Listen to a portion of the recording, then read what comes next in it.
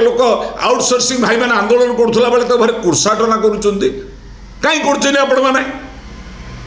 आपण मैंने केबे पचार एमएलए मैंने कहीं 2 लाख 70 दरमा पाँच केबे पचार क्वार्टर रे एक्स्ट्रा अलाउंसेस कौन पाँच पचार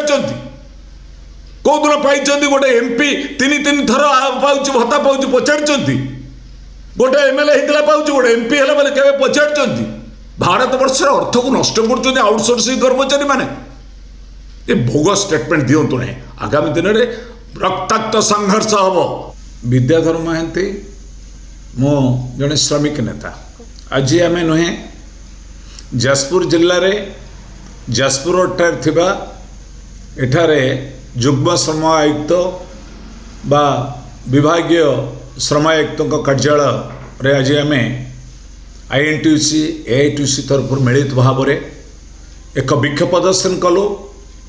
एवं आमे भारत वर्षर प्रधानमंत्री नरेंद्र मोदी का मर्मरे एक दाबीपत्र देलु 4 पृष्ठार देलु गोटी गोटी के आम लिखिचु कौन तार पॉजिटिव इंपैक्ट कौन नेगेटिव इंपैक्ट। ये सरकार मोदी सरकार आसवा परे जो बारंबार कहूँ जे ब्रिटिश बलर आईन के मुझे बदलाऊँ ब्रिटिश सरकार बड़े आईन बदलाऊँ बोली कहते लोक भितर नुआ हो आजिकार युव समाज किसी बुझीपारती नहीं आजिकार युव समाज चाहती पैकेज रे चाकरी करने आज जो मैंने आउटसोर्सिंग रे चाकरी कर केवल ओडिशा रे नुहे सारा भारत वर्ष आज समस्या देखा एपरिकी आउटसोर्सिंग रे थिबा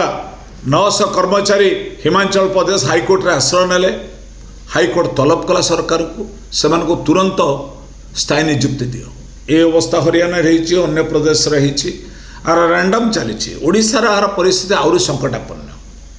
अनेक लोक कहते 25 वर्ष सरकार कहीं कला नहीं 25 वर्ष सरकार कहीं कला न कला ता विषय कहब कि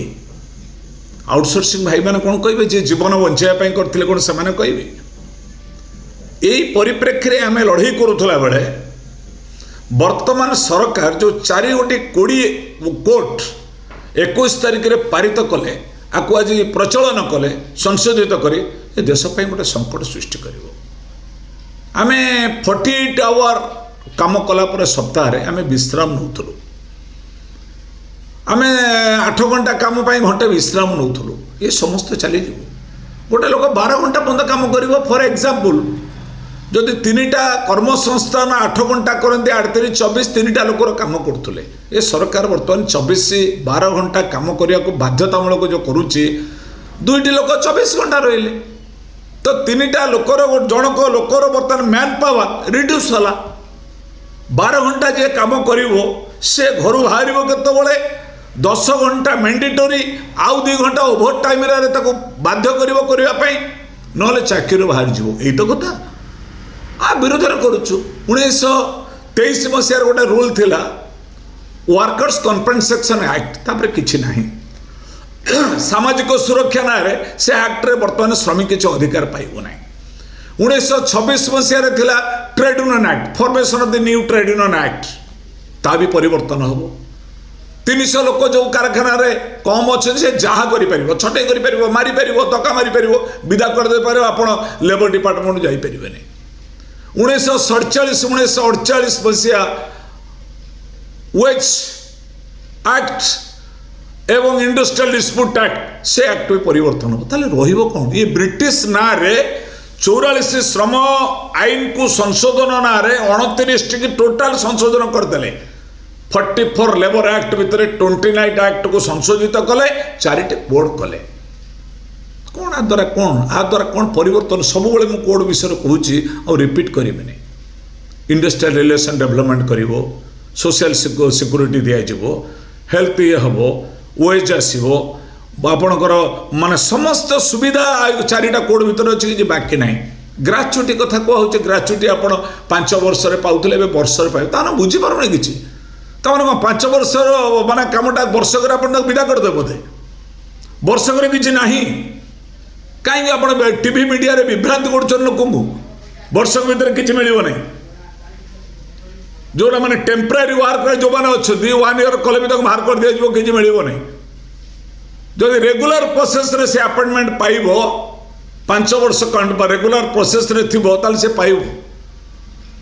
तो ये कच्चा नौकरी के लिए कोई इसमें कोई प्रावधान नहीं है। तो आज ये देश में नहीं आम बर्नाड पटुआर बाहरा आम प्रधानमंत्री को बरबड़ देलु। केवल जाजपुर जिले नहीं सारा ओडिशार जो विभिन्न प्रांत राउरकेला अनुगुल झारसुगुड़ा भुवनेश्वर विभिन्न शिल्प नगरी में विभिन्न फल भाव रही कलिंगनगर शिल्पांचल बहुत श्रमिक आसी आज कही धन्यवाद दो से तेणु आम आशा कर सरकार ये राज्य सरकार 12 घंटा काम 10 घंटा काम हो मैंडेटोरी आउ 2 घंटा ओभर टाइम करेंगे जो ओभर टाइम 2 घंटा करेंगे तार अधिका मिले कौन अधिका मिले ता विषय किसी कहना तो ओभर टाइम मैंने कौन डबल ना ओभर टाइम हो चा जलिखिया यही संपर्क में आम मर्माहित ये श्रम आईन संशोधन ना श्रमिक उपरे वज्र पहाड़ कर सरकार। तो से आम कहीचु ये या रद्द कर ये वापस लो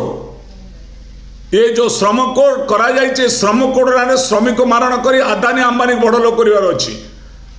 भारत वर्ष पब्लिक सेक्टर रही नहीं सरकारी उद्योग भांगी रुजी गलानी किसी माने कौन किसी माने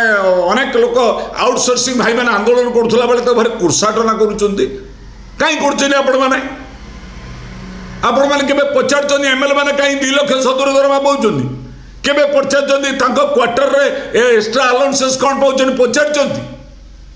कौ दिन पाई गोटे एमपी 3 थर पाँच भत्ता पाँच पचार गोटे एमएलए होता पाँच गोटे एमपी है बोले केबे पचार भारत वर्ष अर्थ को नष्ट कर आउटसोर्सिंग कर्मचारी मैंने ये भोग स्टेटमेंट दिंतु नहीं आगामी दिन में रक्ताक्त संघर्ष हम मुझे ये कही रखे जमती कृषि आईन पार्लियामेंट रे 19 भी नरेंद्र मोदी करते 2टी बिल गोटे एग्रीकल्चर गोटे ट्रेड यूनियन पाई कहते कोर्ट 4 कोर्ट कृषि बिल रे हरियाणा पंजाब लोक 1000 ऊर्ध्व लोक माने जीवन देदेले दिल्ली रे पशिले शेष नरेंद्र मोदी सरेंडर कले विड्र कले सेमती कर लेबर कोड को वापस लो ये हमारा मांग है। ये गलत है ये मजदूर के लिए गलत तरीका है उसको वापस लो इसलिए हम संघर्ष ज्यादा से करेंगे। हमें इंटक का तरफ से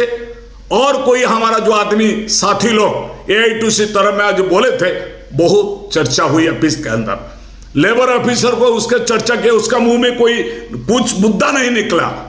तो आप जहां पे जाइए 2-3 दिन से टीवी में देखिए बड़ा बड़ा नेशनल टीवी में पूरा चर्चा चल रहा है वो दलालीगिरी कर रहा है कुछ ऑफिसर दलालीगिरी कर रहा है वो हंसते हैं हमारा वर्कर के लिए वो हंसते हैं। तो उसका खिलाफ आवाज ये संघर्ष पूरा लड़ाई करेंगे हम लोग प्रयास करेंगे ज्यादा से हम लड़ाई करेंगे जब तक नरेंद्र मोदी ने एक गलत स्टेप ये जो गलत है जो मजदूर के लिए जो जीवन के लिए वो खतरा है उसका वापस लेने के लिए मांग करेंगे। आज हमारा जो लड़ाई वहां पे हमारा उधर नहीं हुआ सब उड़ीसा में ऑल इंडिया में सब तरीका हम स्वागत करते मेरे साथी लोग को अगला दिन में जाके सब इंडस्ट्री में तमाम जितना माने आउटसोर्सिंग है जितना आपका जितना आदमी है कंट्रेक्चुअल है आप इकट्ठा करके ये स्लोगन लाइए अगला दिन में लड़ाई हम लोग ज्यादा से ज्यादा करेंगे। और स्टेट का गवर्नमेंट जो चाहते हैं जो हम लोग यहाँ पे कुछ करने क्या करेंगे देखेंगे ये हमारा हाथ बिजली है विद्युत है हमारा पास भी वाटर डिपार्टमेंट है वाटर रिसोर्सेस PWD वो बने WPHD है हमारा पास भी पूर्त विभाग है उसको सब मिला के बंद कर देंगे। कभी वर्कर्स का स्टेप नहीं ले 100 बार सोचिए। तो हम चाहते हैं ये जो विधानसभा कल होने वाला ये विधानसभा में हमारा मुद्दा के लिए चर्चा करिए वो जो 10 घंटा के लिए जो करिए हम काम करने को उसको वापस लीजिए नहीं तो हम मजदूर भाई वहां के लिए उसका मुद्दा को वापस करने के लिए पूरा से संघर्ष करेंगे। ये हमारा आज मांग थे वो मांग को लेके हम prime minister of India Narendra Modi ji को हम भेजे हैं। हम आशा करते सरकार और हमारा स्टेट का डबल इंजन सरकार उसका ऊपर थोड़ा ध्यान देंगे।